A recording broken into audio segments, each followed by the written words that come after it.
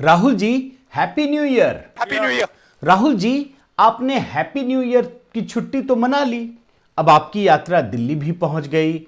इसके बाद कल से आप उत्तर प्रदेश की यात्रा भी शुरू करने वाले हैं। तो इतना तो बता दीजिए कि आप यात्रा क्यों कर रहे हैं। बहुत इंटरेस्टिंग सवाल। चलिए, अब इंटरेस्टिंग सवाल है तो यह भी बता दीजिए कि यात्रा क्यों कर रहे हैं। ये सरकार इस पे कंफ्यूजन में है और मैं चाहता हूं कि ये कंफ्यूजन हटे। अच्छा, लेकिन सरकार का कंफ्यूजन आप कैसे हटाएंगे? एक नमूना तो दिखाइए। जब मैं सरकार की बात करता हूं, एकदम कहते हैं मैं आर्मी की बात करता फिर आपने तवांग मामले में क्या कहा था, याद है कि नहीं? जरा बताइए तो। हूं। हमारे जवानों को अरुणाचल प्रदेश में पीट रहे हैं। ये क्या कह रहे हैं? सच था, सच था। लेकिन क्या?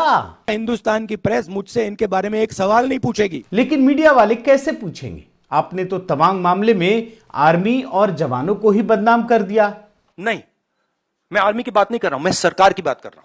सरकार में और आर्मी में फर्क है। जरा रिवाइंड करो भाई, वो तवांग मामले में क्या कहा था, जरा सुनाओ तो। हमारे जवानों को अरुणाचल प्रदेश में पीट रहे हैं। खैर छोड़िए, अब ये मजाक वाला सवाल छोड़ दीजिए, कुछ सीरियस सवाल पूछते हैं।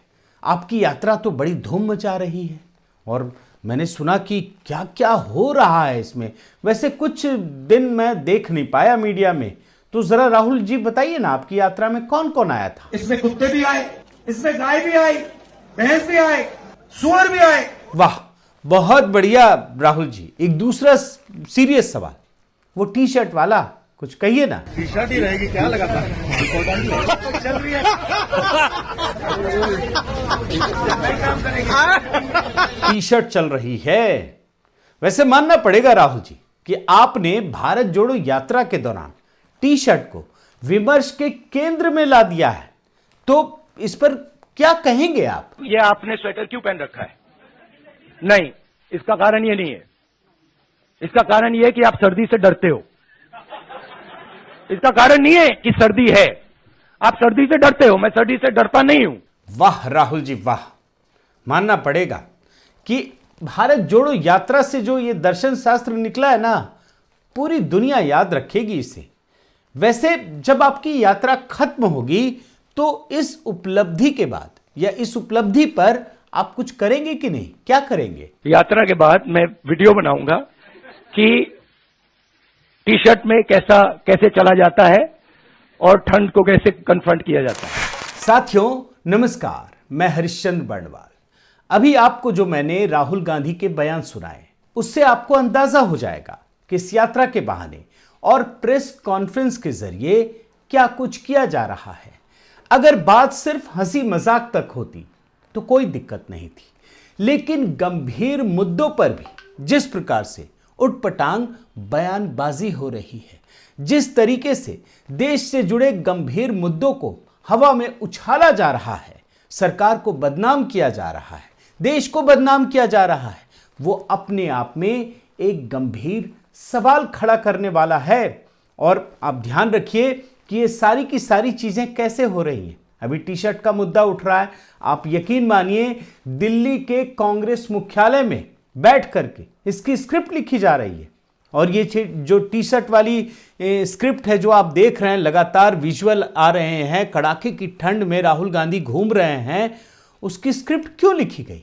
उसकी स्क्रिप्ट इसलिए लिखी गई ताकि राहुल गांधी को एक तपस्वी की भूमिका में पेश किया जा सके। जी हां, लेकिन इनको पता नहीं कि ये उटपटांग हरकत से क्या कुछ होने वाला है। परंतु अब इन्हें कौन समझाए, ये तो घूम घूम करके यही इमेज क्रिएट कर रहे हैं कि ये तपस्वी हैं। और इस इमेज को देख करके जो उनकी मां है सोनिया, वो भी एकदम गदगद हैं, सुपर ह्यूमन का रूप देख रही हैं अपने बेटे का। आपने विजुअल देखा कि नहीं? आप देख लीजिए। देखकर वैसे अगर मां बेटे की तस्वीर होती तो अच्छी लगती, लेकिन इस उम्र में जिस तरीके से बयानबाजी की जा रही है ना, उसमें ये जो तस्वीर है ये विचित्र है। वैसे अगर सही मायने में कहूं तो इन तस्वीरों से किसी को दिक्कत नहीं हो सकती है, मुझे भी नहीं है, आपको भी नहीं हो सकती। लेकिन इसी दौरान जो नई स्क्रिप्ट लिखी गई वो अपने आप में बड़ा खतरनाक है। दिल्ली में यात्रा पहुंचने के 4 दिन बाद यानी 28 दिसंबर को इनके जो महासचिव हैं के सी वेणुगोपाल, उनकी तरफ से एक नई स्क्रिप्ट लिखी गई। उन्होंने देश के केंद्रीय गृह मंत्री अमित शाह को एक पत्र लिखा और पत्र में जानते हैं क्या कहा गया कि राहुल गांधी के जीवन को खतरे में डाला गया है। कई आरोप लगा दिए केसी वेणुगोपाल ने, और उन्होंने क्या आरोप लगाया आप देखिए कि राहुल गांधी की सुरक्षा में कोताही बरती गई, लोगों को राहुल गांधी के पास आने दिया गया, यहां तक कि राहुल गांधी की जान को बचाने के लिए कांग्रेस कार्यकर्ताओं को सामने आना पड़ा, सुरक्षा घेरा बनाना पड़ा। तो ये आरोप लगाया गया है, ये है बड़ी खबर। अब इस पत्र में जो केसी वेणुगोपाल है, उन्होंने सहानुभूति वाला जो पूरा का पूरा स्क्रिप्ट है ना, वो चिपका दिया। उन्होंने याद दिलाई कि इनके जो पिताजी हैं राजीव गांधी और इनकी दादी इंदिरा गांधी, कैसे इनकी हत्या हो गई थी, ये पूरी की पूरी स्क्रिप्ट चिपका दी। ये भी बताया साथ ही साथ, क्योंकि सिर्फ गांधी परिवार की बात करेंगे तो ऐसा लगेगा कि मैंने वही की जा रही है, लेकिन इस बहाने उन्होंने छत्तीसगढ़ का भी हवाला दिया कि छत्तीसगढ़ में भी कई बड़े नेता इसी हमले में खत्म हो गए थे। लेकिन मकसद कुछ और था, ये कहने की बात है। मकसद ये था कि राहुल गांधी की यात्रा में चूंकि कोई माहौल नहीं बन रहा है, दिल्ली पहुंच गए तो कुछ तो नई स्क्रिप्ट गढ़नी पड़ेगी ना, और राहुल गांधी खुद भी तैयार हैं। उन्होंने तुरंत एकदम से अपने पिताजी दादी की कहानी को बयान करना शुरू कर दिया कि देखिए जी उन्हें किस प्रकार से उनकी शहादत हुई थी। आप सुनिए एक छोटा सा हिस्सा। मैं शहीद परिवार का हूं, मेरे पिता शहीद हुए और मेरी दादी शहीद हुई। देख रहे हैं ना, अब एक तरफ केसी वेणुगोपाल ये स्क्रिप्ट लिख रहे हैं कि इनकी सुरक्षा को खतरा है, वहीं दूसरी तरफ जो जयराम रमेश है, ये भी दिग्गज नेता है, वो नई स्क्रिप्ट लेकर आ गए कि भारत जोड़ो यात्रा को ही खत्म करने की साजिश चल रही है। अब इन्होंने एक और गंभीर आरोप लगा दिया। क्या आरोप लगाया आप देखिए। ये इन्होंने आरोप लगाया कि आईबी के अधिकारी राहुल गांधी से मिलने वालों को परेशान कर रहे हैं, देख लीजिए उन्हें यात्रा में आने से रोक रहे हैं, और ये आरोप लगाया है उन्होंने, और ये सब दिल्ली में पहुंचते ही हो रहा है। इसका मतलब है कि इनकी स्क्रिप्ट में लगातार फेरबदल हो रहा है, क्योंकि इनको पता है कि दिल्ली में भारत जोड़ो यात्रा जब पहुंची तो उस तरह का माहौल पैदा नहीं हुआ, तो आगे की यात्रा वैसे ही टाइम फिक्स हो जाएगी। तो इस वजह से ये आरोप लगाए जा रहे हैं। और मजे की बात देखिए कि अभी दिल्ली पहुंचने के बाद कल से जब उत्तर प्रदेश से इनकी यात्रा शुरू हो रही है, तो इसमें एक बहुत ही बड़ी घटना घटी। बड़ी घटना क्या थी कि दिल्ली में विपक्ष का कोई भी नेता नहीं आया इनके पास। एक कमल हासन थे बस, अब वो भी उन्हें एक्टर मानेंगे या नेता मानेंगे, क्या मानेंगे आप खुद समझ लीजिए। और जब इनकी यात्रा जा रही है, तब भी सारे नेताओं ने मना कर दिया है, और इस पर तो मैं आपको पूरी की पूरी कहानी दिखा चुका हूं। लेकिन चूंकि सुर्खियां पानी है, मीडिया में सुर्खियां बटोरनी है, तो ये सुपर ह्यूमन का कैरेक्टर गढ़ा गया, टी शर्ट वाला, और इसी वजह से ये उटपटांग हरकत देखने को मिल रही है। और एक बात और है बहुत महत्वपूर्ण, बात तो मजाक में आई गई हो गई दोस्तों, मैंने आपको सुनाया, लेकिन राहुल गांधी ऐसी बातें क्यों कहते हैं कि उनकी यात्रा में कौन आ रहा है? वो जानवरों के नाम लेते हैं। क्या सिद्ध करना चाहते हैं? क्या भारत जोड़ो यात्रा इसी के लिए कर रहे हैं? अब उनको एक कुत्ता दिख गया तो उस पर उन्होंने इतनी लंबी चौड़ी बात कह दी। और एक महत्वपूर्ण बात कि उन पर जो सुरक्षा के खतरे को लेकर जो बयान दिया गया, वो भी वैसे ही है। आपके मन में यह सवाल उठ सकता है कि मैं कुत्ते बिल्ली वाली बात इधर क्यों जोड़ रहा हूं? वो इसलिए जोड़ रहा हूं कि वो जो गंभीर बात भी कहते हैं ना, वो भी ऐसा ही होता है और उसका नतीजा भी ऐसे ही रहता है। क्यों?